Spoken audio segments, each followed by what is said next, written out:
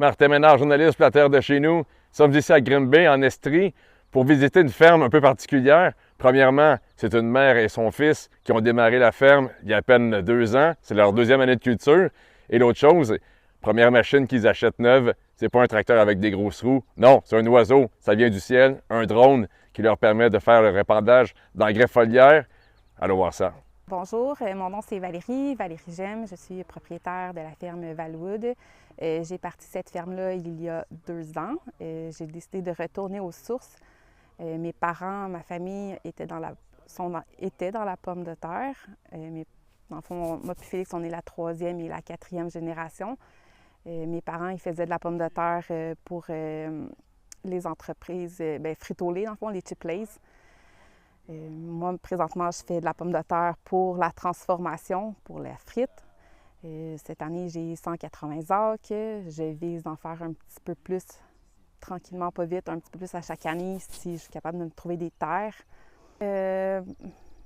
J'aimerais probablement me rendre à 300 acres de pommes de terre puis avoir un 600 acres de grande culture pour être capable de faire mes rotations à tous les 3 ans. Donc, un 300 de patates une année, puis après ça, ça s'en va en rotation maïs-soya.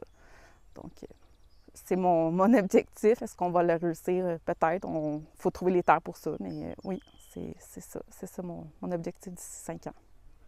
Puis là, après 2 ans, comment on se sent comme agricultrice après un retour aux sources comme ça? Ça va bien, ça va très bien. C'est beaucoup de stress parce que je réapprends tout. J'ai lâché la ferme, j'avais 21 ans. Donc, ça fait quelques années déjà. Mais j'aime vraiment ça. J'aime vraiment ça. C'est une passion. Être avec son fils, comment qu'on voit aussi? Je suis fière que mon fils travaille avec moi. C'est une belle fierté. Salut, moi c'est Félix, je suis la relève de la ferme Valwood. On vient de faire l'acquisition du drone DJI Agrace T50 pour faire l'application d'engrais foliaires dans nos champs de pommes de terre. On a choisi ce modèle pour sauver sur le diesel dans nos tracteurs, sur la compaction et beaucoup sur le fait qu'on va pouvoir rentrer dans le champ après un déluge de pluie, quand que nos tracteurs ne peuvent pas y aller parce que c'est trop mou. Bien, le drone, lui, il peut y aller arroser dans les airs. Donc, Félix, c'est quoi tes impressions après ta première saison avec le drone?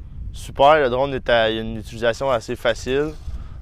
C'est sûr que quand on achète le drone, il vient des inconvénients avec. Il faut que tu achètes un trailer avec 2 réservoirs de 1000 litres, une génératrice de 24 000 watts pour pouvoir recharger tes batteries. Le chargeur prend 12 000 watts. Quand le drone atterrit, il atterrit, tu enlèves ta batterie, tu vas la mettre sur la charge. Elle va prendre environ 10 minutes à recharger. Ta batterie prend environ 10 minutes à décharger plein. Puis tu remplis ton réservoir, puis le drone est reparti en dedans de 1 minute et demie. Le drone est décollé. Là, tu as combien de batteries pour faire tous tes allers-retours? Là, j'ai 3 batteries. Les 3 batteries s'alternent tout le temps. On a même un refroidisseur pour quand il y a des journées chaudes au soleil, les batteries, on les met dans le refroidisseur pour que les batteries ne chauffent pas. Mais le roulement de batterie se fait super bien à 3 batteries. On parle environ d'un 25 acres à l'heure à un taux de 15 à 20 litres à l'hectare. C'est quand même très bien. Comparativement, mettons, à une arroseuse que je me tenais pas mal à ça, 25 acres à l'heure avec une largeur d'arrosage de 60 pieds. C'est tout fait par GPS. Tu as un système de mapping avant pour aller tout cartographier ton champ. Puis avec les photos que tu prends, tu vas avoir les délimitations exactes de tes fossés. Tu délimites juste dans ta manette sur l'écran. Puis après ça, le drone, il va se faire une trajectoire, puis il va tout faire tout seul, parfaitement. Au niveau de la qualité, est-ce que vous avez mesuré justement les performances ou l'uniformité de la pulvérisation de l'engrais foliaire avec le drone? Oui, dans le fond, c'est environ à 7 mètres de large, la largeur que ça va travailler, 20 pieds. C'est à cause du vent que les hélices vont procurer, le feuillage va vraiment se mélanger, puis l'application va se faire vraiment sur l'entièreté du plan.